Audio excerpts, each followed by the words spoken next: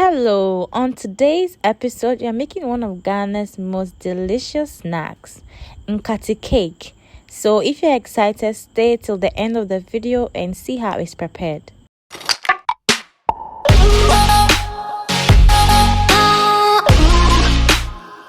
You basically need just two ingredients, sugar and then groundnuts. For the groundnuts, you want to remove all the skin from the groundnuts. This is the roasted groundnuts, and when you buy it, this is exactly how it is. You'd have to remove the skin to get something like this. This is the result after the skin has been removed, and then we have just the food. So I'm going to show you the process of removing the skin.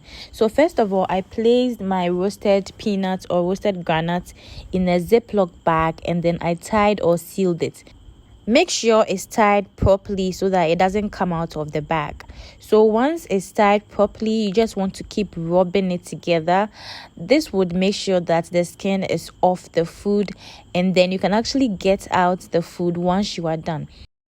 So keep rubbing till you feel like you've gotten to a place where you've taken off all the skin from the actual food. Then next, place it in a pan or a flat surface like a tray. Then as you can see what is happening on the screen, once you've poured it into the pan or tray, keep doing this till you get out all the chaff out, and then you have the food. There are two steps or two ways that you can actually grind your groundnuts. The first method is the rolling pin method. So what I do is I pour the groundnuts. This is the groundnuts that we've taken the skin off. Then I place it on a tray or a wooden board, and then I use a rolling pin to crush it.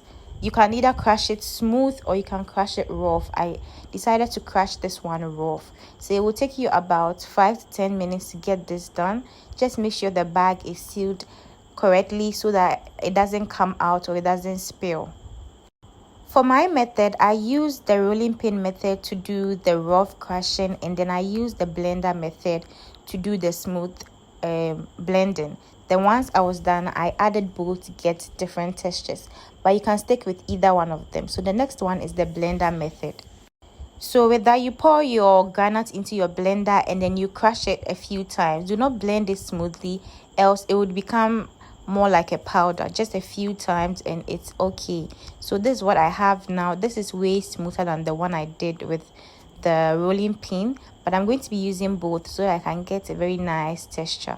So I'm also pouring this into a bowl and I'm setting that aside. So now I have my rough granite and then I have my semi-smooth granite. I'm going to be using both to make my granite cake or my Nkatie cake.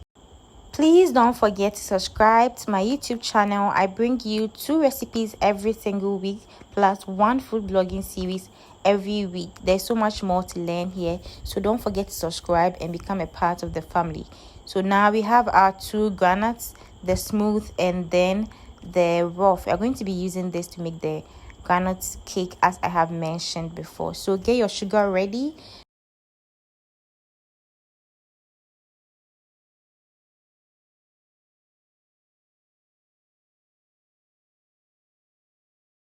So the next thing we're going to do is to put our pan on fire. We're going to add our sugar. So here I'm adding half a cup of sugar because I used about 1 cup of granules.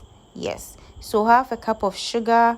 We're going to leave this on fire and then keep stirring it. Some people decide to just leave it till it becomes liquid, but then I decided to stir mine so that it doesn't burn because my fire was a bit high even though I have turned it very low. So even doing this, try and keep it on medium or low heat so that it doesn't burn. If it burns too much, it wouldn't really, the taste will become bitter and you don't want that. So keep stirring so that it crystallizes very nicely. Very soon you see it will turn into a brown color, and that is when we are going to be adding our granules.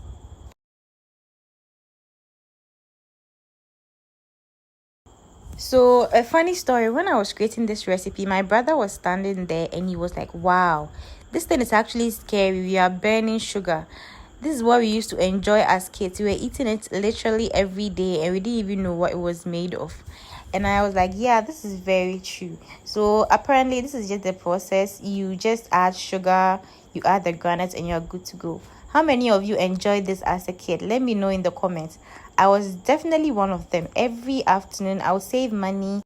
There was this woman who used to sell some in front of our school, and I'll just go and buy like 2 or 3 and keep it in my bag and eat it on my way home. It was so nice. So next we're going to be adding in our crushed granite. First, I've placed rough granite, and then I've added the semi-smooth granite. So after that, keep stirring till they combine properly. As you can see me doing, I'm stirring it together. Take your time. This is very hot. This is heated sugar. So if you get this on any part of your body, you're going to really burn yourself. So do this slowly and make sure it's not too watery. It should be sticky and a bit solid like this, so that it can cool off and you can get your groundnut cake. So I keep stirring, and then always make sure that the fire is on medium or low heat so that it doesn't burn. Mine burned just a bit because the fire was on low heat, but it was still very hot. So keep stirring this for about 5 minutes. You can even leave it out like this, but make sure you don't leave it out for too long. I left mine out for too long, and that's why it burned. So at this point, I had some leftover groundnuts. I decided to add it because it was just going to waste, and it was okay because it actually came out very well. So my advice is that don't make it too watery so that it doesn't take too much time to cool. Yes, so I'm adding everything together, and then once I am done, I'm just going to cool that and serve. I was just salivating already, but this was too hot. I couldn't taste it. It was very hot. So please be careful when working with it.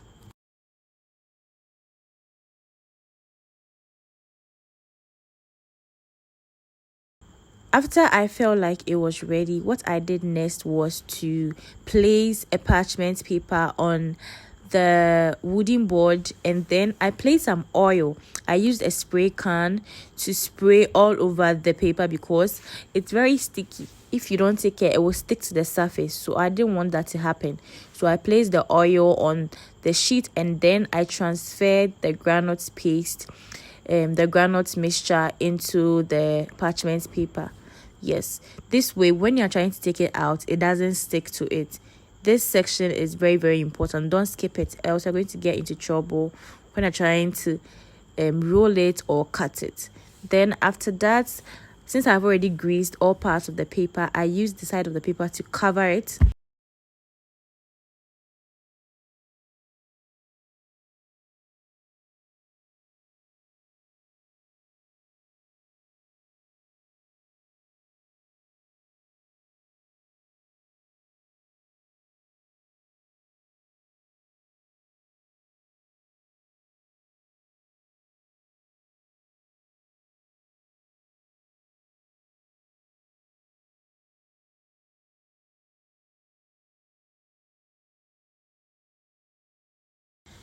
The next thing I did was to use a rolling pin to roll it out so that I can get even sizes. When I poured it onto the paper, I realized that it was just at one place and it was bulky, and we want it to look very nice when you are cutting it. So for me, I roll it so that I can get even shapes, or I can flatten it for easy cutting. This step is also very important if you want to get that nice shape. If you don't care about the shape, you can skip this step, but this is very important. Don't forget it.